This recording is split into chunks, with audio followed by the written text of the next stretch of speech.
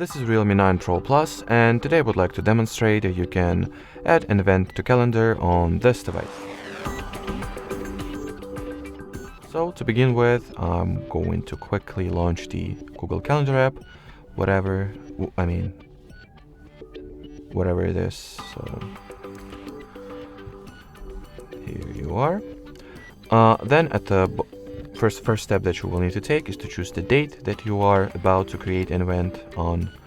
So let's say I'll go with perhaps 19th of March. Then tap at this plus icon to your bottom right. Set the title for your event. So let's say I'll name it Bachelor Party. Then configure the time frames. You can change the time zone as well. Make this event somewhat repetitive or not. Add the location for the event.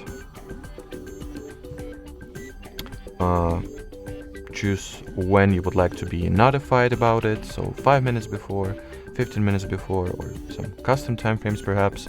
Add a brief description for this event. Cool event. How do I close this keyboard over here?